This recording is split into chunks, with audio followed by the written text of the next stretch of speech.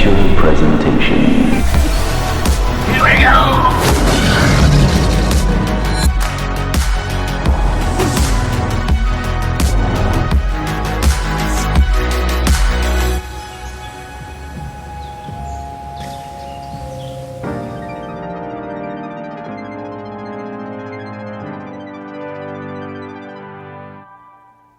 Imagine waking up one day, scrolling through the news, and stumbling across a breaking story about your own death. Then finding out that the world was celebrating. Yeah, so exactly that happened to one uber-powerful man back in 1888. The front page headlines declaring joyfully, "The Merchant of Death is dead." A journalist had mistaken him for his late brother and published the article early, but it went on to just tear this guy's life apart, saying he made his fortune inventing new ways to kill people faster than ever before. Because as a chemist, he had discovered new explosives like dynamite. So he had that buy an island for your sassy cat kind of money. Nothing was out of his reach. But suddenly, right between his hands is the most valuable discovery he's ever made. A glimpse of how the world remembered him. They called him a profiteer of war, a dealer in destruction. Every word printed on that page ignites in his mind like thunder behind his eyes, splintering across his soul until the man he thought he was is nothing more than ash and coal. Sorry guys, this is just intense. So obviously my guy was dead set on redeeming his family name and rewriting his legacy. He secretly revises his will to create a prize with his enormous fortune, one that would honor not war, but peace, science, and humanity. From that wild twist of fate in 1888 came the most prestigious award in the world, the Nobel Peace Prize. And now, no one remembers Alfred Nobel as a specter of death or destruction, but as a man of peace and hope for humanity. So how do you want to be remembered? Because not many of us will get the same chance as he did, at least not as dramatic. These few seconds right here might be the closest we ever get. For me, I think it would be for making people laugh and smile, especially when they didn't really feel like it. And even after I've lost my life, I do want to be remembered for never losing my enthusiasm, for being a radiator rather than a drain. You know, in researching for this series, I noticed almost every answer to questions of regret began with the same two words, I wish. And it struck me that wishes always seem straight from fairy tales and fiction. They hope, they wait, they whisper, but they don't move. Wonder, on the other hand, is very real. It's blood and bone made of curiosity and courage. It throws whispers out the window so it can knock at the door. You can grow wonder, and wonder can change you. I think the difference between what if and if only is the massive chasm between wonder and regret. If only leaves us as a prisoner on the precipice, each chain link made up of every wish we still have and every step we won't take. This Seven Wonders project is designed to galvanize and inspire the world at large to wonder now instead of wish later. Because wishes are out of our hands. Up in the air, living in the distance somewhere. But wonder is up to us. Even if it's just one breath lost in the breeze, it's coming from right here. So each episode's foundation is one of the top 7 regrets people most commonly share on their deathbed, based on my wife's work in hospice. And each regret is anchored by one central theme. Today, we're taking on expression. Based on the regret, I wish I was brave enough to express my feelings. I want to approach the intimidating subject matter from a fresh perspective to kind of surprise attack the fear that's attached to it. Instead of looking back later saying, I wish I had done this or said that, what if we look forward now, saying, I wonder what my life would be like if I finally said how I really feel. And that's why this episode will lead to me picking up my dusty microphone and trying stand-up comedy again for the first time in 15 years. Every other episode leads to a kind of wild stunt, but this one is special for me. One of my first paying jobs was doing a half-hour set while I was a senior in high school. And I learned that the top 2 fears people have in life are death, of course, but right behind it at number 2 is somehow public speaking. So stand-up is kind of the perfect angle to tackle all this heavy stuff first, because the series is about conquering the fears we all face in life, exploring big, hairy questions in a light-hearted way, and enjoying genuine spectacle. From setting a world record skywalk between 2 hot air balloons 4 miles above the clouds, to cliff jumping from the only helicopter in the country that would even let us. It's about making every beat of our hearts count for something in this life so that we can leave an exclamation at the end rather than the big question mark, what if? Because the funny thing is, I almost didn't even submit to the Artlist Creator Fund this year. What had happened was, only a month before the competition, I was fired without warning or even a conversation by the same man who had hugged me and apologized in front of the whole team just the week before. I was so blindsided and hurt by people I thought were friends, I had no idea what I was going to do next.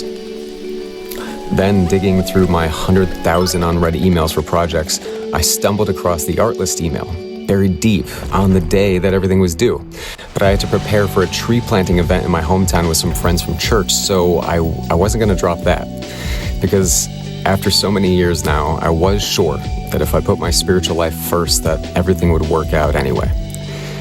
Thing is, though, after picking up the trees, I didn't get back home until like 11 p.m., and I was so worn out, all I wanted to do was sleep. I told myself, even if I stayed up and scrambled to throw something together, I had no shot anyway. But my wife encouraged me to try and said she'd help, even though there was just about an hour for me to figure out a pitch, then film and edit it before the midnight deadline. So tickle my fancy and call me Susie, we get the thing uploaded with 12 seconds to spare, as I mumbled a mix of sweet nothings and escalating threats to my atrocious Wi-Fi.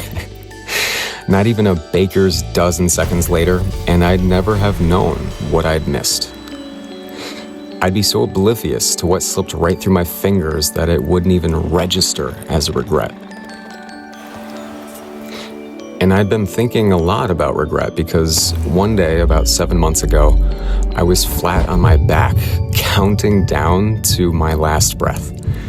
Because as I collapsed to the floor, each inhale felt like I was doubling gravity. The space between gasps stretched farther until it felt like a chasm I was too weak to ever cross again. It felt like there was such crushing pressure on my chest, I was sure they'd find my heart turned into a diamond or dust.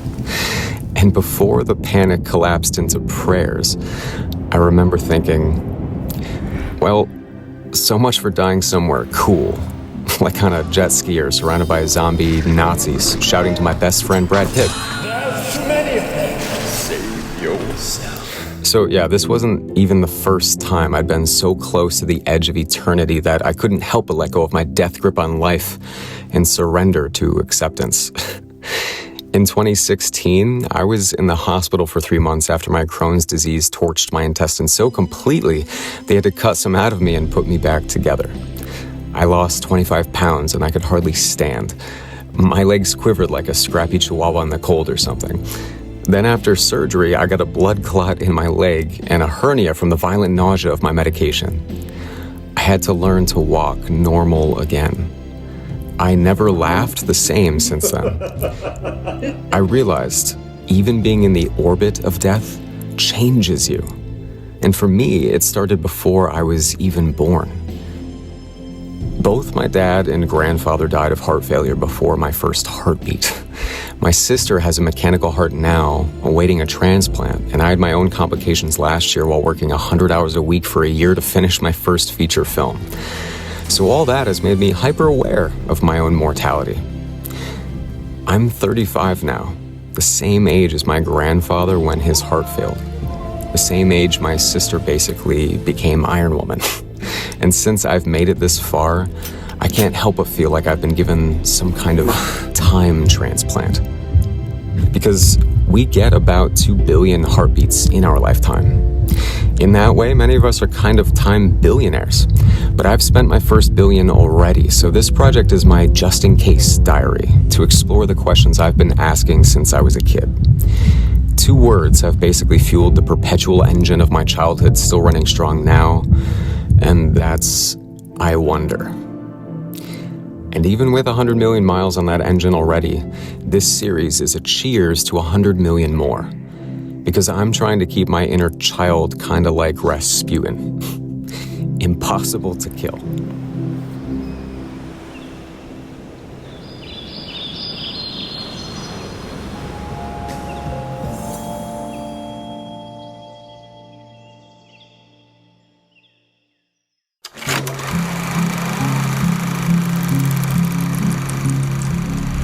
Just arrived.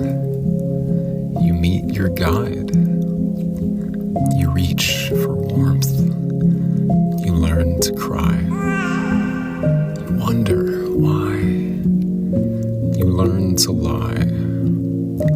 You roll your eyes.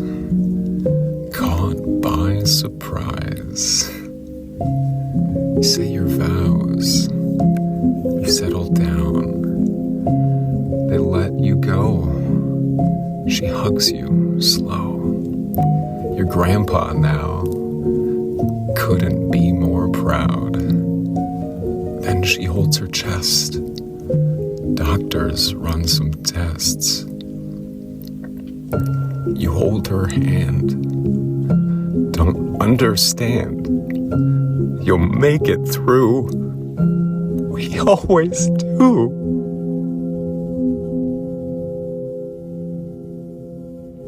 We will meet again. This is not the end. Counting down the days until I see your face again.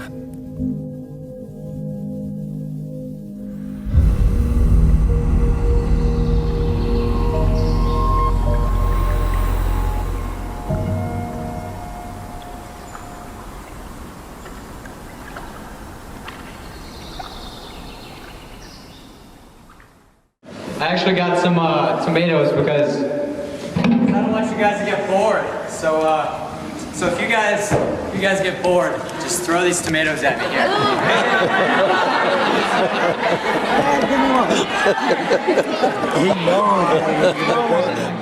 I wanted to make the next 15 minutes represent 50 years across a lifetime, starting all the way back when I was a kid. At the age of 3, I shaved my cat so that he could have eyebrows and express himself as clearly as we can. You wouldn't believe how surprised cats are just all the time. I mean, I might have just made them too high, but Then you blink, and the adults as a kid wanted me to start choosing what I want to be when I grow up. And so I started to like the X Games, and I realized that there's nothing more extreme, though, than rappers. rappers, they always go for the extreme. They're either big, huge, I'm Biggie Smalls, bro, or whatever, you know. I don't really know because I'm white. But that's how I sound in my own head too, talking about this. But they go like real small. They're like Lil Bow Wow, you know, Lil Scrappy, you know, Lil Scrappy, as if you could get tinier than Scooby-Doo's cousin or something. No, I'm Liller, because that's more gangster. Picture Liller, like Scrappy, but Liller. But there's no one who's ever like in between, you know, there's never like, you know, any medium rappers. So I want to be the first one. I'm going to be extra medium. But extra is not going to be spelled right because they're into that. It's going to be just extra. Medium.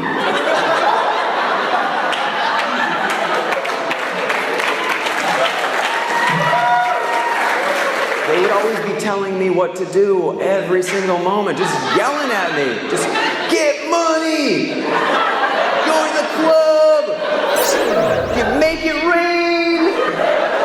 Oh my God, not God, I can't make it rain. You should try praying instead of writing a song about it.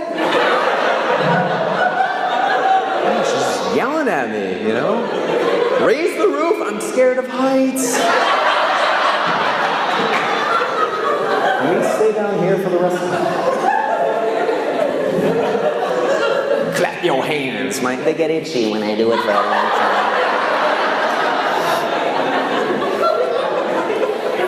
I mean, I never get money unless somebody has made it rain, you know?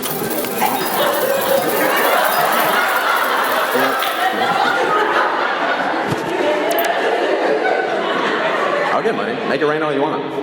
You're lost, bro. Then you blink, and now you're an adult. You didn't make it in the rap game like you always wanted.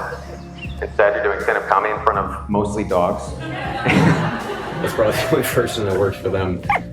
But with languages, it's the dog left. Rough crowd, rough. Just kidding. I love doing comedy in front of dogs. I was practicing last night in front of my dog, and he left. That tells you anything. Turn off your cell phones, please. Hurts my feelings. But it gives me time to look at the sheets.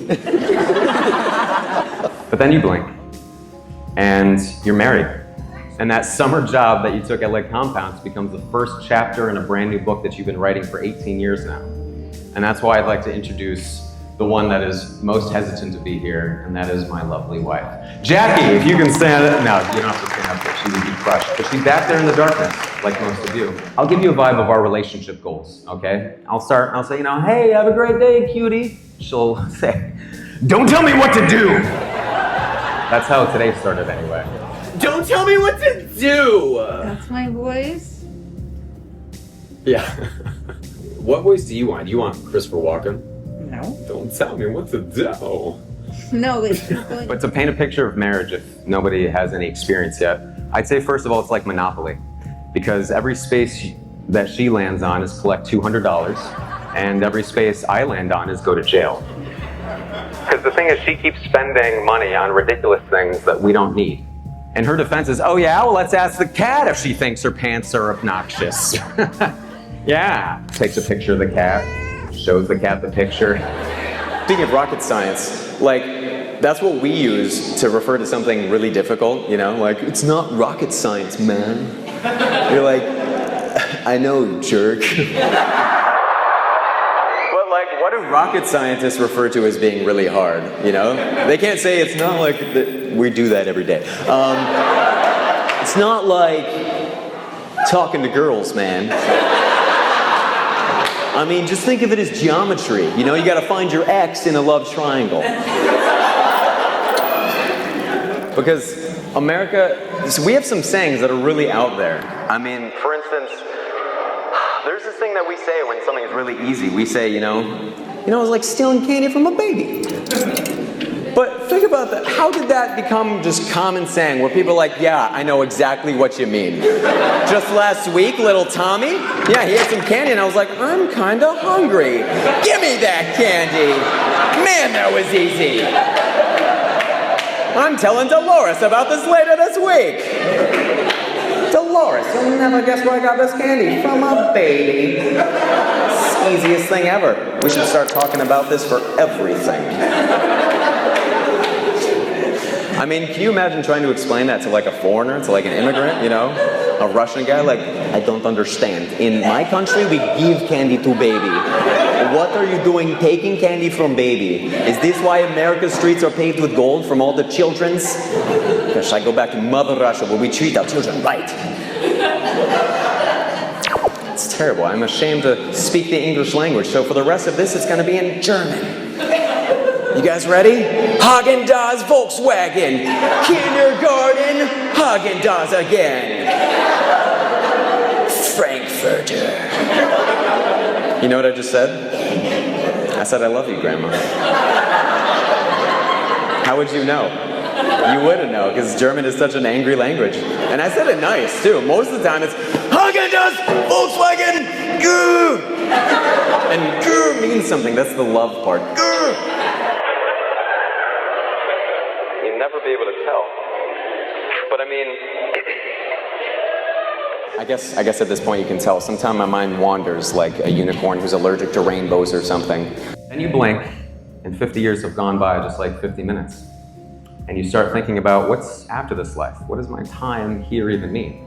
Just as I got a hang of things, it's time to leave already. So I'd wonder what is like the most real extreme beliefs that there might be. And I thought it's probably got to be the most ridiculous is like a practicing atheist, you know? Just praying like, first of all, I just want to thank nobody for nothing. That joke's for me, okay? No one really likes talking about death. That's the thing, surprise, right? But the funniest version of death to me is probably from the Final Destination movies, you know, because it showed me how incredibly overdramatic death is. Like, you heard how Brad died last week? Freak tanning accident. It's bananas.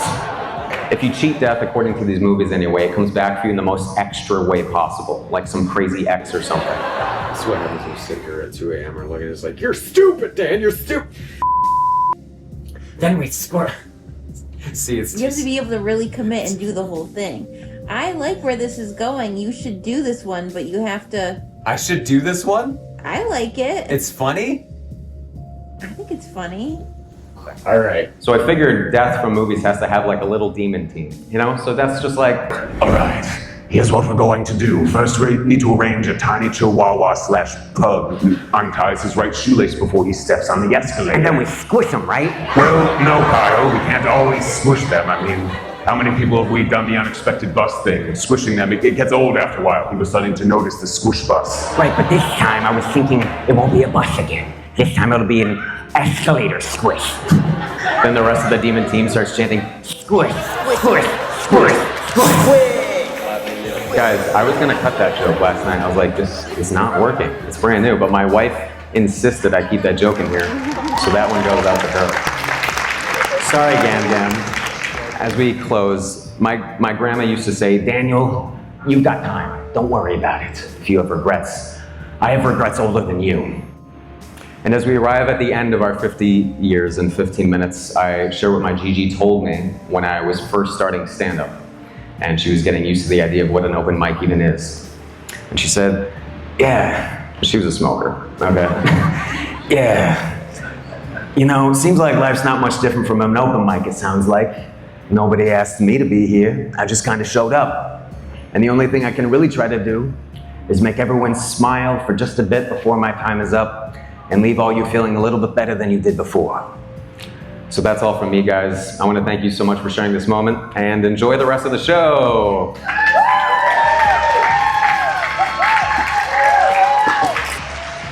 all I have today for you guys, so I hope you enjoyed it. That's pretty good. You guys can eat the tomatoes. I want to do that.